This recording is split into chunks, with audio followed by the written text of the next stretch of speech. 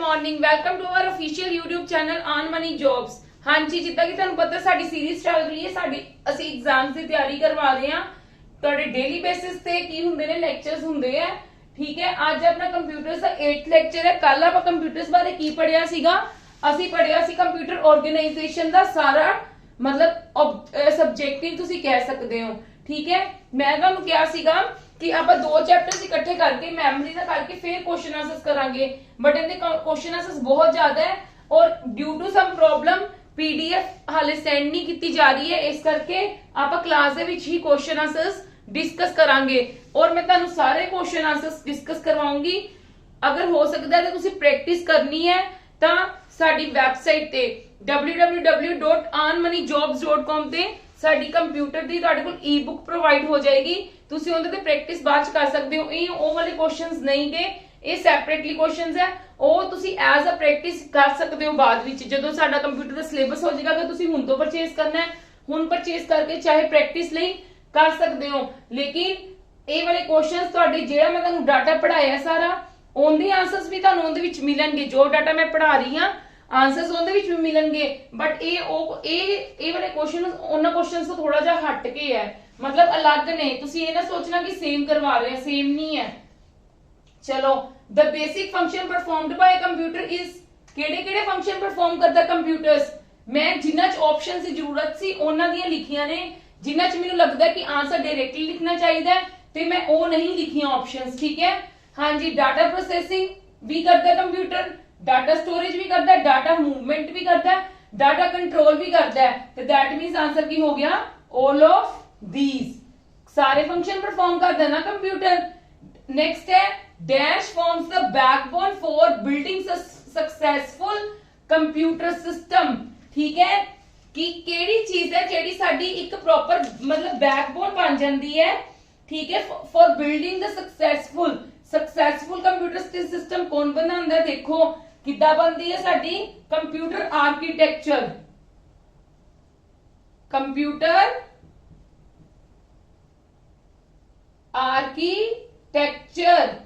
Computer architecture ये ना forms the backbone of the building. Successful computer system बनाना ते कौन बनाऊगा? Computer architecture. नेक्स्ट है the first computer architecture was introduced in, ਇਹ क्वेश्चन मैं ਤੁਹਾਨੂੰ ਕੱਲ ਨਹੀਂ ਪੜਾਇਆ ਸੀ, ਕਿਹੜੇ ਈਅਰ ਚ ਇੰਟਰੋਡਿਊਸ ਹੋਇਆ ਸੀ ਕੰਪਿਊਟਰ ਆਰਕੀਟੈਕਚਰ? 1970, ਬਿਲਕੁਲ 1970 ਹੈ। नेक्स्ट है which circuit board is used in all electronic system such as computer, calculator, digital system। हाँ जी, देखो ਤੁਸੀਂ ਤੁਹਾਨੂੰ क्वेश्चन नहीं समझ आ रहा ਤੇ ऑप्शन देखो ਉਹਨਾਂ ਨੇ ਕਿਹੜਾ सर्किट board है ਜਿਹੜਾ ਇਹਨਾਂ ਸਾਰੀ ਚੀਜ਼ਾਂ ਲਈ ਯੂਜ਼ ਹੁੰਦਾ ਹੈ, ਇਲੈਕਟ੍ਰੋਨਿਕ ਸਿਸਟਮ ਲਈ ਯੂਜ਼ ਹੁੰਦਾ ਹੈ, ਕਿੰਦੇ ਲਈ ਕੰਪਿਊਟਰ ਲਈ ਵੀ ਯੂਜ਼ ਹੁੰਦਾ ਹੈ, ਕੈਲਕੂਲੇਟਰ ਲਈ ਵੀ ਯੂਜ਼ ਹੁੰਦਾ ਹੈ ਔਰ ਡਿਜੀਟਲ ਸਿਸਟਮ ਲਈ ਵੀ ਯੂਜ਼ ਹੁੰਦਾ ਹੈ। ਇਹਨਾਂ ਵਿੱਚੋਂ ਕਿਹੜੀ ਚੀਜ਼ ਹੈ ਜਿਹੜੀ ਸਭ ਲਈ ਯੂਜ਼ ਹੁੰਦੀ ਹੈ? ਵਿੱਚ ਸਰਕਟ ਬੋਰਡ। ਕਿਹੜਾ ਸਰਕਟ ਬੋਰਡ ਹੈ ਜਿਹੜਾ ਸਭ ਲਈ ਯੂਜ਼ ਹੁੰਦਾ ਹੈ? ਨਾ ਹੀ ਪ੍ਰਿੰਟਰ ਹੈ, ਨਾ ਹੀ ਵੈਲਿਊ ਹੈ। ਵੈਲਿਊ ਕੀ ਅਸਾਈਨ ਕਰਦੀ ਤੁਹਾਨੂੰ? Register is considered as your memory, ਤੇ ਆਨਸਰ ਕੀ ਹੋਏਗਾ ਤੁਹਾਡਾ? ਆਰਕੀਟੈਕਚਰ। ਨੈਕਸਟ ਦੇਖੋ ਕੀ ਹੈ ਕੁਐਸਚਨ, ਐਂਡ ए या एंड ਤੁਸੀਂ ਕੁਝ ਵੀ ਕਹਿ ਸਕਦੇ ਹੋ। dash device is any device that provide information which is sent to the CPU। ਕਿਹੜੀ ਚੀਜ਼ ਤੁਹਾਨੂੰ ਇਨਫੋਰਮੇਸ਼ਨ ਪ੍ਰੋਵਾਈਡ ਕਰਦੀ ਹੈ ਜਿਹੜੀ ਬਾਅਦ ਵਿੱਚ CPU ਨੂੰ ਦਿੱਤੀ ਜਾਂਦੀ ਹੈ? ਇਹ ਤਾਂ ਤੁਹਾਨੂੰ ਸਭ ਨੂੰ ਹੀ ਪਤਾ ਹੈ, ਇਨਪੁਟ। ਇਹ ਤਾਂ ਆਪਾਂ ਸਟਾਰਟਿੰਗ ਆਫ ਦ ਮਤਲਬ ਲੈਕਚਰਸ ਆ ਚੀਜ਼ਾਂ ਪੜ੍ਹਦੇ ਆ ਰਹੇ ਹਾਂ ਕਿ ਸਾਨੂੰ ਇਨਫੋਰਮੇਸ਼ਨ ਕੌਣ ਲੈਂਦਾ ਹੈ? Input device. information that comes from external source and fed into the computer software। ਜਿਹੜੀ ਦੇਖੋ ਇਨਫੋਰਮੇਸ਼ਨ ਬਾਹਰੋਂ ਆਂਦੀ ਹੈ, ਕਿੱਥੋਂ ਬਾਹਰੋਂ? ਐਕਸਟਰਨਲ ਕਿਸੇ ਸੋਰਸ ਤੋਂ ਆਂਦੀ ਹੈ, ਕਿਸੇ ਚੀਜ਼ ਤੋਂ ਲੈ ਕੇ ਆਂਦੀ ਹੈ ਔਰ ਕੰਪਿਊਟਰ ਸੌਫਟਵੇਅਰ ਦੇ ਵਿੱਚ ਹੋ ਜਾਂਦੀ ਹੈ। ਉਹ ਕੌਣ ਕਰਦਾ ਹੈ? that is the input device। ਕੌਣ ਲੈਂਦਾ ਇਨਫੋਰਮੇਸ਼ਨ? ਇਨਪੁਟ ਡਿਵਾਈਸ ਲੈਂਦਾ ਨਾ। ਉਹਨੂੰ ਕੀ ਕਹਿੰਦੇ ਆ? ਉਹਨੂੰ ਇਨਪੁਟ ਕਹਿੰਦੇ ਆ। ਉਹਨਾਂ ਨੇ ਸਾਨੂੰ ਕੁਐਸਚਨ ਕੀ ਪੁੱਛਿਆ? Information that comes from the external source, ਕਿ ਜਿਹੜੀ ਇਨਫੋਰਮੇਸ਼ਨ ਬਾਹਰੋਂ ਆਂਦੀ ਹੈ ਔਰ ਕੰਪਿਊਟਰ ਸੌਫਟਵੇਅਰ ਦੇ ਵਿੱਚ ਫੀਡ ਹੋ ਜਾਂਦੀ ਹੈ, ਉਹਨਾਂ ਨੂੰ ਕੀ ਕਹਿੰਦੇ ਨੇ? ਉਹਨਾਂ ਨੂੰ ਇਨਪੁਟ ਕਹਿੰਦੇ ਨੇ। ਇਨਪੁਟ ਡਿਵਾਈਸ ਦੀ ਲੈ ਕੇ ਡਿਵਾਈਸ ਆਂਦਾ ਹੈ, ਆਪਾਂ ਐਂਟਰ ਥਰੂ ਇਨਪੁਟ ਡਿਵਾਈਸ ਦੇ ਕਰਵਾਉਂਦੇ ਆ, ਬਟ ਇਹਨੂੰ ਕਹਿੰਦੇ ਕੀ ਆ? ਇਨਪੁਟ ਹੀ ਕਹਿੰਦੇ ਆ। ਜਿਹੜੀ ਇਨਫੋਰਮੇਸ਼ਨ ਬਾਹਰੋਂ ਆ ਕੇ ਸਾਡੇ ਕੰਪਿਊਟਰ ਸੌਫਟਵੇਅਰ ਦੇ ਵਿੱਚ ਫੀਡ ਹੋ ਜਾਵੇ ਉਹਨੂੰ ਕੀ ਕਹਿੰਦੇ? Input. The CPU chip used in a computer is partially made of, हाँ जी, मतलब की है CPU चिप ਜਿਹੜੀ है ਉਹ ਕਿੰਦੀ ਬਣੀ ਹੁੰਦੀ ਹੈ ਕਿਹੜੇ ਮਟੀਰੀਅਲ ਦੀ ਬਣੀ ਹੁੰਦੀ ਹੈ ਸਿਲਿਕਾ ਕਿੰਦੀ ਬਣੀ ਹੁੰਦੀ ਹੈ ਸਿਲਿਕਾ ਜਿਹੜੀ ਚੀਜ਼ਾਂ ਤੁਹਾਨੂੰ ਕੱਲ ਨਹੀਂ ਕਵਰ ਕਰਵਾਈਆਂ ਹੋਣਗੀਆਂ ਉਹ ਅੱਜ ਦੇ ਵਿੱਚ ਕਵਰ ਹੋ ਜਾਣਗੀਆਂ ਦੀ CPU is made up of two smaller components ਆਪਾਂ ਕੱਲ ਬਲੌਕ ਡਾਇਗਰਾਮ ਕੀਤੀ ਸੀ ਕਿਹੜੇ ਕਿਹੜੇ ਕੰਪੋਨੈਂਟਸ ਨਾਲ ਬਣਿਆ ਹੋਇਆ ਸੀ ਅਰੇ ਅਰਥਮੈਟਿਕ ਲੌਜਿਕ ਯੂਨਿਟ ਔਰ ਕੰਟਰੋਲ ਯੂਨਿਟ ਹਾਂਜੀ ਸਭ ਨੂੰ ਪਤਾ ਹੈ ਕਿੰਨੇ ਕਿੰਨੇ ਨਾਲ ਬਣਿਆ ਹੋਇਆ ਸੀ ਅਰਥਮੈਟਿਕ ਲੌਜਿਕ ਯੂਨਿਟ ਔਰ control unit dash part is used for calculation and comparing ਕਿਹੜਾ ਪਾਰਟ ਯੂਜ਼ ਹੁੰਦਾ ਹੈ ALU ਦੀ ਫੁੱਲ ਫਾਰਮ ਤੁਹਾਨੂੰ ਪਤਾ ਹੀ ਹੈ arithmetic logic unit arithmetic logic unit हाँ जी dash is the brain of the computer that is the CPU चलो नेक्स्ट करते हैं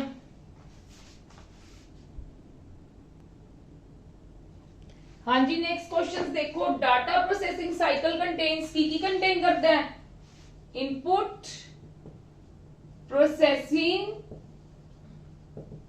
आउटपुट क्लियर है मेरी गल डाटा प्रोसेस करना तो इधर नहीं करता है इन CPU processing power is measured in MIPS ठीक है किंदे विच हुंदा है इंदे विच हुंदा प्रोसेसिंग दी power dash is the main circuit board of the system unit केड़ा मेन सर्किट बोर्ड है that is the motherboard the CPU and memory are located on the CPU the memory किथे लोकेट करता है ये भी motherboard ते करता है किथे कंटेन करता है किथे लोकेट करता है CPU ते मेमोरी मदरबोर्ड ते सारा कुछ हाँ जी मदरबोर्ड ते हुंदा CPU is the chip control unit of a digital computer is called as the nervous system of the computer ਇਹ ਮੈਂ ਤੁਹਾਨੂੰ ਕੱਲ ਵੀ ਸਾਰੀ ਚੀਜ਼ਾਂ ਪੜਾਈਆਂ ਹੋਈਆਂ ਤੇ speed of processor is measured in hertz clear है मेरी इन्नी गल हाँ जी सब नु क्लियर है मेरी इन्नी गल चलो the CPU is an example of hardware उन्होंने पूछा कि CPU किस चीज की एग्जांपल है सॉफ्टवेयर दी कि hardware the dash is the basic unit with in a computer that capable of holding a single unit of data हाँ जी की करता स्टोर लोकेशन ना की चीज करूगी उन्होंने कहा एक बेसिक यूनिट है with in a computer that capable single unit of data ते लोकेशन जेडे सेल्स बने हुंदे ने ते की होएगी स्टोर लोकेशन क्लियर मेरी गल अ CPU can directly understand which language machine ये तो तुहानू सब नहीं पता है मशीन लैंग्वेज अंडरस्टैंड करता है ते मदरबोर्ड नु की कहंदे हैं PDA मदरबोर्ड का दूजा नाम की है हाँ जी मदरबोर्ड का कल आप सेकंड नेम कितना सीगा दसो की है मदरबोर्ड का सेकंड नेम मदरबोर्ड नु की क्या जाता है PDA क्या जाता है ना यस और no main board logic board PDA ये सारे इंदे ही नाम ने की कह सकते हो मेन बोर्ड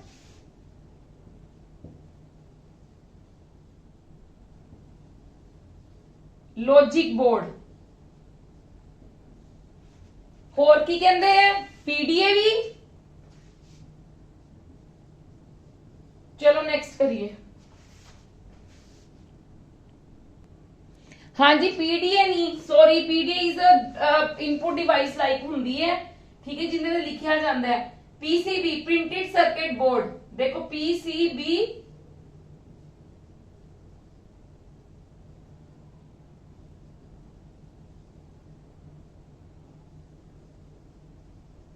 चलो हुण आप नेक्स्ट टॉपिक स्टार्ट करते हैं मेरे वाले क्लियर है सबनू हाँ जी जेड़ा नेक्स्ट टॉपिक आंदा है वो अपना मेमोरी ते आंदा है क्लियर है मेरी गल कितने ते आंदा है मेमोरी ते today now we are going to discuss about the memory कि how many types of the memory are there in our computer देखो आज कुछ करते हैं बाकी दा कल करांगे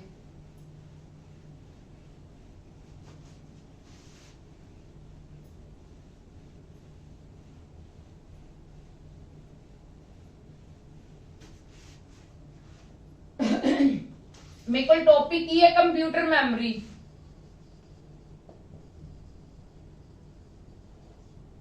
ਕੰਪਿਊਟਰ ਮੈਮਰੀ ਕਿੰਨੇ ਲਈ ਯੂਜ਼ ਕੀਤੀ ਜਾਂਦੀ ਹੈ? ਆਪਾਂ ਜੋ ਵੀ ਕੰਮ ਕਰਦੇ ਆ, ਠੀਕ ਹੈ, ਜੋ ਵੀ ਕੰਮ ਆਪਾਂ ਕੰਪਿਊਟਰ ਦੇ ਵਿੱਚ ਕਰਦੇ ਆ ਤੇ ਸਾਨੂੰ ਮੈਮਰੀ ਦੀ ਜ਼ਰੂਰਤ ਹੁੰਦੀ ਹੈ, ਆਈਦਰ ਪਰਮਾਨੈਂਟ ਔਰ temporary. Permanent if you want save your data permanently, ਅਗਰ ਤੁਸੀਂ ਆਪਦਾ ਡਾਟਾ ਫॉर एवर ਲਈ ਜਾਂ ਮਤਲਬ ਜਦੋਂ ਤੱਕ ਤੁਹਾਨੂੰ ਚਾਹੀਦਾ ਉਸ ਤੋਂ ਬਾਅਦ ਡਿਲੀਟ ਵੀ ਕਰ ਸਕਦੇ ਹੋ, ਤੇ ਸੇਵ ਕਰਾਉਣਾ ਚਾਹੁੰਦੇ ਤੇ ਪਰਮਾਨੈਂਟਲੀ ਵੀ ਹੁੰਦੀ ਹੈ, ਟੈਂਪਰੇਰੀ ਵੀ ਹੁੰਦੀ ਹੈ।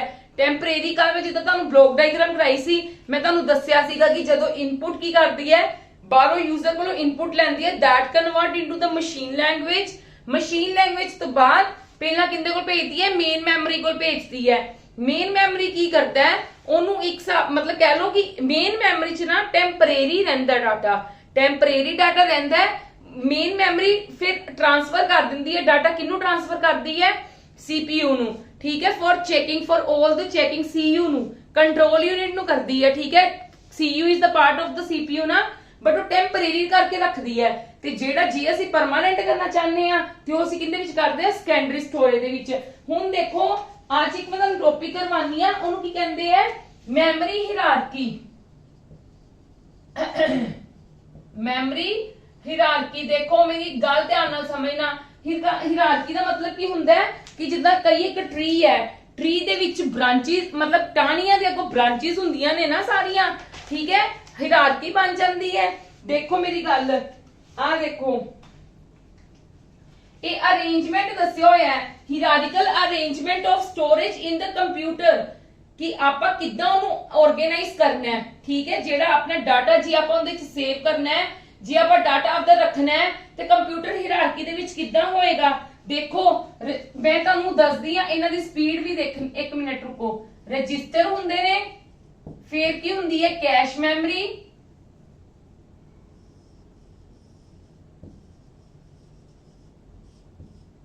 ਫਿਰ ਸਾਡੇ ਕੋਲ ਕੀ ਆ ਜਾਂਦਾ ਹੈ, ਮੇਨ ਮੈਮਰੀ,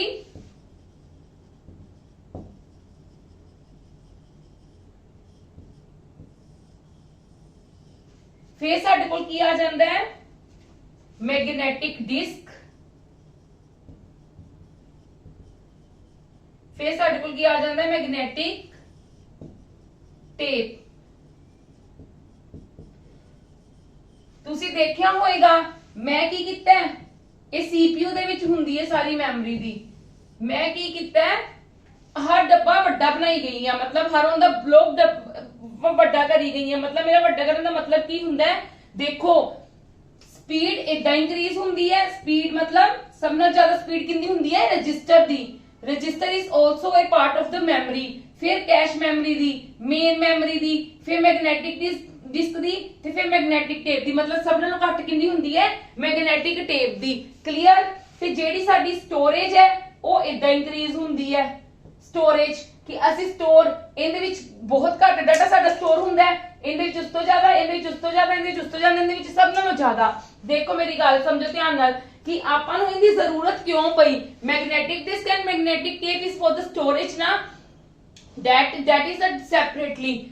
ਜਦੋਂ ਸਾਨੂੰ ਕੈਸ਼ ਕੀ ਹੁੰਦਾ, ਜਦੋਂ ਸਾਡਾ ਦੇਖੋ ਮੈਂ ਤੁਹਾਨੂੰ ਇੱਕ ਚੀਜ਼ ਦੱਸਦੀ ਆ ਕੀ ਹੁੰਦਾ। ਮੈਂ ਤੁਹਾਨੂੰ ਬਲੌਕ ਡਾਇਗਰਾਮ 'ਚ ਵੀ ਦੱਸਿਆ ਸੀ, ਜਿਹੜੀ ਸਾਡੀ ਮੇਨ ਮੈਮਰੀ ਕੋਲ ਆ ਕੇ ਜਦੋਂ ਡਾਟਾ ਕਾਫੀ ਸਾਰਾ ਹੋ ਜਾਂਦਾ ਨਾ, CPU ਦੀ ਸਪੀਡ ਫਾਸਟ ਹੋ ਜਾਂਦੀ ਹੈ। CPU ਦੀ ਮਤਲਬ ਸਪੀਡ ਕਹਿ ਦੋ, ਪ੍ਰੋਸੈਸਿੰਗ ਦੀ ਸਪੀਡ ਫਾਸਟ ਹੋ ਜਾਂਦੀ ਹੈ, ਬਟ ਇਹ ਨਾ ਡਾਟਾ ਕੀ ਨਹੀਂ ਕਰ ਪਾਉਂਦਾ, ਅਸੈਸ ਨਹੀਂ ਕਰ ਪਾਉਂਦਾ, ਉਹਨੂੰ ਹੋਲਡ ਨਹੀਂ ਕਰ ਪਾਉਂਦਾ। ਇਸ ਕਰਕੇ ਕੀ ਹੋ ਜਾਂਦਾ ਹੈ, ਉਹ ਡਾਟਾ ਕੈਸ਼ ਦੇ ਵਿੱਚ ਚਲਾ ਜਾਂਦਾ ਹੈ, ਕੈਸ਼ ਮੈਮਰੀ ਦੇ ਵਿੱਚ ਚਲਾ ਜਾਂਦਾ ਹੈ, ਉਹਦੇ ਵਿੱਚ ਜਾ ਕੇ ਪਾਰਟਸ ਦੇ ਵਿੱਚ ਸਪਲਿਟ ਹੋ ਜਾਂਦਾ ਹੈ। ਤੇ ਉਹਨਾਂ ਨੂੰ ਪਾਰਟਸ ਵਿੱਚ ਸਪਲਿਟ ਹੋਣ ਤੋਂ ਬਾਅਦ ਸਾਡਾ ਕੀ ਹੁੰਦਾ ਹੈ, ਉਹ ਪ੍ਰੋਸੈਸ ਕਰਦਾ ਹੈ CPU, ਫਿਰ ਚੈੱਕ ਕਰਦਾ ਕਿ ਕੈਸ਼ ਕੋਲ ਤਾਂ ਨਹੀਂ ਹੈਗਾਗਾ।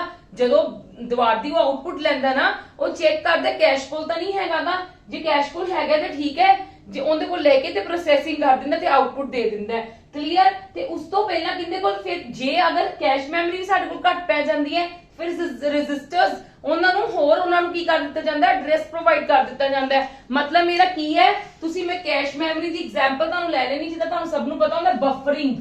ਬਫਰਿੰਗ ਦਾ ਮਤਲਬ ਕੀ ਹੁੰਦਾ ਹੈ, ਆਪਾਂ ਜਦੋਂ ਕੋਈ ਵੀ ਚੀਜ਼ ਕਰਦੇ ਆ, ਆਪਾਂ ਇੰਟਰਨੈਟ ਖੋਲਦੇ ਆ, ਇੰਟਰਨੈਟ ਨੂੰ ਜਦੋਂ ਪ੍ਰੋਸੈਸ ਕਰਦੇ ਆ, ਕਈ ਵਾਰੀ ਬਫਰਿੰਗ ਚੱਲਦੀ ਹੁੰਦੀ ਨਾ, ਮਤਲਬ ਰੀਫਰੈਸ਼ ਹੋਈ ਜਾਂਦਾ। ਉਹ ਬਫਰਿੰਗ ਕਿਉਂ ਚੱਲਦੀ ਪਈ ਹੈ ਕਿ ਡਾਟਾ ਸਾਡੇ ਕੋਲ ਜ਼ਿਆਦਾ ਆ ਰਿਹਾ ਹੈ, ਠੀਕ ਹੈ, ਸਪੀਡ ਕਿੰਦੀ ਹੈ, ਇੰਦੀ ਜ਼ਿਆਦਾ ਹੀ ਹੈ, ਸਪੀਡ ਇੰਦੀ ਜ਼ਿਆਦਾ ਹੈ ਤੇ ਸਪੀਡ ਉਹਦੇ ਕਿੰਨੇ ਕਰਕੇ ਘੱਟ ਹੋ ਗਈ, ਮੇਨ ਮੈਮਰੀ ਕਰਕੇ ਨਾ, ਕਿਉਂਕਿ ਸਾਡੇ ਉਹਦੇ ਕੋਲ ਡਾਟਾ ਜ਼ਿਆਦਾ ਆ ਗਿਆ, ਠੀਕ ਹੈ, ਤੇ ਉਹ ਬਫਰਿੰਗ ਹੋਣੀ ਸਟਾਰਟ ਹੋ ਗਈ, ਮਤਲਬ ਸਾਡਾ ਡਾਟਾ ਇਹਦੇ ਕੋਲ ਚਲਾ ਗਿਆ ਕਿ ਬਫਰ ਹੋ ਰਿਹਾ ਹੈ, ਜਲਦੀ ਜਲਦੀ ਸਪੀਡ ਅਪ ਹੋ ਗਏ ਤੇ ਸਾਡਾ ਉਹ ਸਾਨੂੰ ਸ਼ੋ ਕਰ ਜਾਏਗਾ। ਕਲੀਅਰ ਹੈ, ਜਲਦੀ ਜਲਦੀ ਸਪੀਡ ਜ਼ਿਆਦਾ ਹੋਏਗੀ, ਡਾਟੇ ਨੂੰ ਸਪਲਿਟਸ ਕਰ ਦਿੰਦੇ, ਸਪਲਿਟ ਪਾਰਟਸ ਡਿਵਾਈਡ ਕਰ ਦਿੰਦੇ ਨੇ ਕਿ ਫਿਰ ਕੀ ਹੁੰਦਾ ਹੈ, ਸਾਡੀ ਬਫਰਿੰਗ ਜਦੋਂ ਹੁੰਦੀ ਹੈ ਤੇ ਉਹਦੇ ਵਿੱਚ ਸਾਡਾ ਕੀ ਕਰਦਾ ਹੈ, ਪ੍ਰੋਸੈਸਿੰਗ ਕੀ ਕਰ ਦਿੰਦਾ, ਫਾਸਟ ਕਰ ਦਿੰਦਾ ਹੁੰਦੀ ਕਿ ਸਾਡਾ ਸਪੀਡ ਅਪਲੀ ਸਾਡਾ ਸਾਰਾ ਡਾਟਾ ਕੀ ਹੋ ਜਾਵੇ, ਸਾਡੇ ਕੋਲ ਪਲੇ ਹੋ ਜਾਵੇ। ਹਾਂਜੀ ਨੈਕਸਟ ਦੇਖੋ, ਹਾਂਜੀ ਪੈਰਾਮੀਟਰਸ ਦੇਖੋ ਕੀ ਹੁੰਦੇ ਨੇ, ਪੈਰਾਮੀਟਰਸ ਆਫ ਮੈਮਰੀ ਕਿ ਜਿਹੜੇ ਮੈਮਰੀ ਦੇ ਮੇਨ ਪੈਰਾਮੀਟਰਸ ਹੁੰਦੇ ਨੇ। ਸਟੋਰੇਜ ਕੈਪੈਸਿਟੀ ਤਾਂ ਤੁਹਾਨੂੰ ਪਤਾ ਹੀ ਹੈ ਕਿ ਸਾਡੀ ਜਿਹੜੀ ਪ੍ਰਾਇਮਰੀ ਮੇਨ ਮੈਮਰੀ, ਇੱਕ ਜਿਹੜੀ ਸਾਡੀ ਹੁੰਦੀ ਹੈ ਟੈਂਪਰੇਰੀ ਮੈਮਰੀ ਤੇ ਇੱਕ ਹੁੰਦੀ ਸਾਡੀ ਪਰਮਾਨੈਂਟ ਮੈਮਰੀ। ਦੋਨਾਂ ਦੀ ਸਟੋਰੇਜ ਕੈਪੈਸਿਟੀ ਦੇ ਵਿੱਚ ਫਰਕ ਹੈ, ਕਿਉਂਕਿ ਜਿਹੜੀ ਟੈਂਪਰੇਰੀ ਮੈਮਰੀ ਹੈ ਉਹ ਡਾਟਾ ਸਿਰਫ ਮਤਲਬ ਜਦੋਂ ਸਾਡਾ ਡਾਟਾ ਫਲੋ ਕਰਦਾ ਹੁੰਦਾ ਹੈ ਸਿਰਫ ਉਸ ਟਾਈਮ ਤੇ ਸਿਰਫ ਸਾਡੇ ਡਾਟਾ ਨੂੰ ਕੀ ਕਰਦੀ ਹੈ, ਆਪਦੇ ਕੋਲ ਰੱਖਦੀ ਹੈ, ਠੀਕ ਹੈ, ਕਿਉਂਕਿ ਪ੍ਰੋਸੈਸਿੰਗ ਹੋ ਰਹੀ ਹੁੰਦੀ ਹੈ। ਕਲੀਅਰ, ਬਟ ਇਹ ਵਾਲਾ ਡਾਟਾ ਸਾਡਾ ਸੇਵ ਨਹੀਂ ਹੁੰਦਾ। ਸੇਵ ਡਾਟਾ ਅਗਰ ਅਸੀਂ ਕਰਵਾਉਣਾ ਚਾਹੀਏ ਤਾਂ ਪਰਮਾਨੈਂਟ ਕਰਦੀ ਹੈ ਤੇ ਉਹ ਸਟੋਰੇਜ ਕੈਪੈਸਿਟੀ ਤੇ ਡਿਪੈਂਡ ਕਰਦਾ ਹੈ ਕਿ ਜਿਹਦੇ ਵਿੱਚ ਸਾਡਾ ਟੈਂਪਰੇਰੀ ਡਾਟਾ ਸੇਵ ਹੁੰਦਾ ਪਿਆ ਹੈ ਉਹਦੀ ਕੈਪੈਸਿਟੀ ਕਿੰਨੀ ਹੈ। ਉਹਦੀ ਕੈਪੈਸਿਟੀ ਜਿੰਨੀ ਜ਼ਿਆਦਾ ਹੋਏਗੀ ਉਨੀ ਹੀ ਜ਼ਿਆਦਾ ਸਾਡੀ ਕੀ ਹੋਏਗਾ, ਸਾਡੇ ਕੰਪਿਊਟਰ ਦੀ ਸਪੀਡ ਫਾਸਟ ਹੋਏਗੀ। ਸਟੋਰੇਜ ਕੈਪੈਸਿਟੀ ਤੇ ਇਹ ਡਿਪੈਂਡ ਕਰਦਾ ਹੈ ਤੇ ਪਰਮਾਨੈਂਟ ਡਾਟਾ ਲਈ ਵੀ ਸਾਡੇ ਕੋਲ ਸਟੋਰੇਜ ਦੀ ਕੈਪੈਸਿਟੀ ਅੱਛੀ ਹੋਣੀ ਚਾਹੀਦੀ ਹੈ। ਜੇ ਸਾਡੀ ਕੈਪੈਸਿਟੀ ਅੱਛੀ ਹੋਏਗੀ ਤਾਂ ਅਸੀਂ ਮੈਕਸਿਮਮ ਡਾਟਾ ਸੇਵ ਕਰ ਸਕਦੇ ਹਾਂ, ਅਦਰਵਾਈਜ਼ ਨਹੀਂ ਕਰ ਸਕਦੇ। ਕਲੀਅਰ ਹੈ ਮੇਰੀ ਗੱਲ। ਨੈਕਸਟ ਜਿਹੜਾ ਆਂਦਾ ਉਹ ਕੀ ਆਂਦਾ, ਅਸੈਸ ਮੋਡਸ। ਅਸੈਸ ਮੋਡਸ ਦਾ ਮਤਲਬ ਕੀ ਹੁੰਦਾ ਹੈ, ਇਹਦੇ ਵਿੱਚ ਵੇਰੀਅਸ ਮੈਮਰੀ ਲੋਕੇਸ਼ਨਸ ਹੁੰਦੀਆਂ ਨੇ, ਠੀਕ ਹੈ। ਜਿਹੜੀ ਇਹਦੀਆਂ ਵੇਰੀਅਸ ਮੈਮਰੀ ਲੋਕੇਸ਼ਨਸ ਦਾ ਮਤਲਬ ਕੀ ਹੈ, ਜਿਹੜੀ ਇਨਫੋਰਮੇਸ਼ਨ ਹੈ ਇਹਨਾਂ ਲੋਕੇਸ਼ਨਸ ਦੇ ਵਿੱਚ, ਡਿਫਰੈਂਟ ਲੋਕੇਸ਼ਨਸ ਦੇ ਵਿੱਚ ਆਪਣੀ ਇਨਫੋਰਮੇਸ਼ਨ ਕੀ ਹੁੰਦੀ ਹੈ, ਸਟੋਰ ਕੀਤੀ ਹੁੰਦੀ ਹੈ।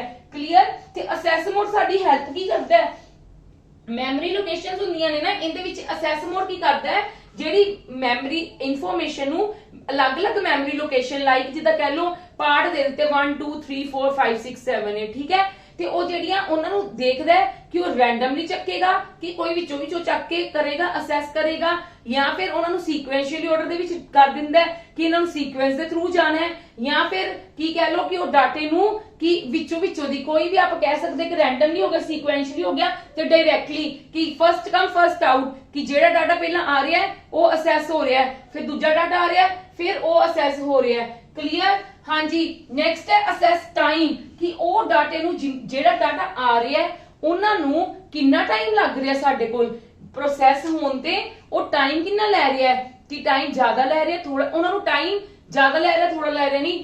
ਅਸੈਸ ਟਾਈਮ ਉਹ ਹੁੰਦਾ ਹੈ ਕਿ ਟਾਈਮ ਵੀ ਡਿਵਾਈਡ ਕਰ ਦਿੱਤਾ ਜਾਂਦਾ ਹੈ ਕਿ ਇਹ ਵਾਲੀ ਚੀਜ਼ ਨੂੰ ਇੰਨਾ ਟਾਈਮ ਮਿਲੇਗਾ। ਮੈਂ ਤੁਹਾਨੂੰ ਪਹਿਲਾਂ ਵੀ ਦੱਸੀ ਹੋਈ ਇਹ ਗੱਲ ਕਿ ਜਿੰਨਾ ਟਾਈਮ ਅਸਾਈਨ ਕੀਤਾ ਜਾਏਗਾ ਉਹਨੇ ਟਾਈਮ ਦੇ ਵਿੱਚ ਹੀ ਉਹ ਡਾਟਾ ਜਦੋਂ ਤੱਕ ਆਊਟਪੁੱਟ ਨਹੀਂ ਦੇ ਦਿੰਦਾ, ਠੀਕ ਹੈ, ਤੇ ਉਹ ਜੇ ਤਾਂ ਦੇਖੋ ਕੋਈ ਅਸੈਸ ਟਾਈਮ ਨਹੀਂ ਦਿੱਤਾ ਤੇ ਫਿਰ ਤਾਂ ਜਿੰਨਾ ਮਰਜ਼ੀ ਲੱਗੀ ਜਾਵੇ ਟਾਈਮ ਕੋਈ ਪ੍ਰੋਬਲਮ ਨਹੀਂ, ਪਰ ਜੇ ਟਾਈਮਿੰਗਸ ਦੇ ਵਿੱਚ ਡਿਵਾਈਡ ਕਰ ਦਿੱਤਾ ਗਿਆ ਫਿਰ ਕੀ ਹੁੰਦਾ ਹੈ, ਜੇ ਉਹ ਪ੍ਰੋਸੈਸ ਉਸ ਦੇ ਵਿੱਚ ਟਾਈਮਿੰਗ ਦੇ ਵਿੱਚ ਕੰਪਲੀਟ ਨਹੀਂ ਹੋਇਆ ਤੇ ਉਹ ਲੀਵ ਕਰਕੇ ਨੈਕਸਟ ਪ੍ਰੋਸੈਸ ਸਟਾਰਟ ਕਰ ਦੇਗਾ। ਕਲੀਅਰ ਹੈ ਮੇਰੀ ਗੱਲ, ਠੀਕ ਹੈ। ਤੇ ਇਹਦੇ ਵਿੱਚ ਕੀ ਹੈ, ਟਾਈਮ ਨੂੰ ਡਿਵਾਈਡ ਕੀਤਾ ਜਾਂਦਾ ਹੈ, ਟਾਈਮ ਨੂੰ ਡਿਵਾਈਡ ਕੀਤਾ ਜਾਂਦਾ ਹੈ। ਤੇ ਨੈਕਸਟ ਕੀ ਹੈ, ਪਰਮਾਨੈਂਸ ਆਫ ਸਟੋਰੇਜ ਕਿ ਆਪਾਂ ਜਿਹੜਾ ਡਾਟਾ ਹੈ ਉਹਨੂੰ ਪਰਮਾਨੈਂਟ ਸਟੋਰੇਜ ਕਰਨੀ ਹੈ, ਕਿੱਥੇ ਕਰਨੀ ਹੈ, ਕਿੱਦਾਂ ਉਹਨਾਂ ਦੀਆਂ ਪਾਰਟੀਸ਼ਨਸ ਨੂੰ ਕਰਨਾ ਡਿਵਾਈਡ, ਠੀਕ ਹੈ ਮੇਰੀ ਗੱਲ। ਸਟੋਰੇਜ ਦਾ ਸਮਝ ਲੱਗ ਗਿਆ। Permanent parameters of memory is called like ਮਤਲਬ ਸਟੋਰੇਜ परमानेंट और temporary you can say. Memory का मतलब की है कि अपनी मेमोरी का मतलब की है अपने दिमाग दे विच किन्ना सेव है डाटा, उवें ही मेमोरी कंप्यूटर दी है, बस फर्क तुहानूं पता ही कंप्यूटर ते ह्यूमन बीइंग्स दे विच हुंदा ही है, ठीक है। देखो हुण कल साडी ना दो मेन टॉपिक है, जेहड़ी केहड़ी है प्राइमरी मेमोरी और सैकेंडरी मेमोरी। इन्हां दे अगों भी बहुत ज्यादा पैरामीटर्स ने, ठीक है। जेहड़ी प्राइमरी मेमोरी ते सैकेंडरी मेमोरी जिद्दां पता तुहानूं रैम ते रोम हुंदी है, रैम ते अगों हुंदे ने पार्ट्स, रोम दे अगों हुंदे ने, एवें ही सैकेंडरी स्टोरेज भी अलग-अलग तरह ਦੀਆਂ ਹੁੰਦੀਆਂ ਨੇ, जिद्दां हार्ड डिस्क हो गया, फ्लॉपी डिस्क हो गया, पेन ड्राइव हो गया, ठीक है। ਉਹ ਕੱਲ ਆਪਾਂ डिस्कस करांगे, ਅੱਜ ਮੈਂ ਤੁਹਾਨੂੰ क्वेश्चंस करवा ਦਿੱਤੇ ਹੈ ਤੇ कंप्यूटर मेमोरी स्टार्ट करवा ਦਿੱਤੀ ਹੈ कि जिन्हें विच मैं ਤੁਹਾਨੂੰ ਦੱਸਿਆ ਹਾਲੇ ਤੱਕ मेमोरी ਦਾ मेन हायरार्की ਤੇ पैरामीटर्स ऑफ मेमोरी की ਕਿਹੜੇ-ਕਿਹੜੇ पैरामीटर्स मेमोरी ਦੇ ਟਾਈਮ ਤੇ ਸਾਨੂੰ ਦਿਮਾਗ 'ਚ ਰੱਖਣੇ ਪੈਂਦੇ ਆ। ਬਾਕੀ ਦਾ ਕੱਲ ਆਪਾਂ ਇਹ ਵਾਲਾ ਚੈਪਟਰ ਕੱਲ ਕੰਪਲੀਟ ਕਰ ਲਾਂਗੇ।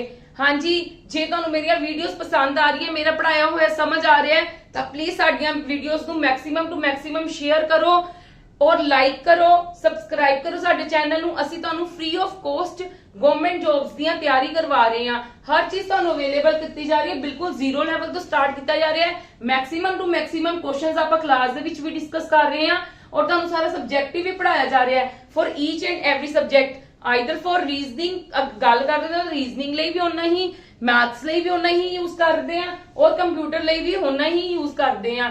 ਹਰ ਚੀਜ਼ ਤੁਹਾਨੂੰ ਇੱਥੇ ਕਰਵਾਈ ਜਾ ਰਹੀ ਹੈ, ਕੰਪਲੀਟ ਕਰਵਾਈ ਜਾ ਰਹੀ ਹੈ। ਕਲੀਅਰ ਹੈ? ਹਾਂਜੀ, ਤਾਂ ਪਲੀਜ਼ ਸਾਡੀ ਚੈਨਲ ਨੂੰ ਸਬਸਕ੍ਰਾਈਬ ਕਰੋ ਔਰ ਮੈਕਸਿਮਮ ਟੂ ਮੈਕਸਿਮਮ ਵੀਡੀਓਜ਼ ਨੂੰ ਸ਼ੇਅਰ ਔਰ ਲਾਈਕ ਕਰੋ। Thank you.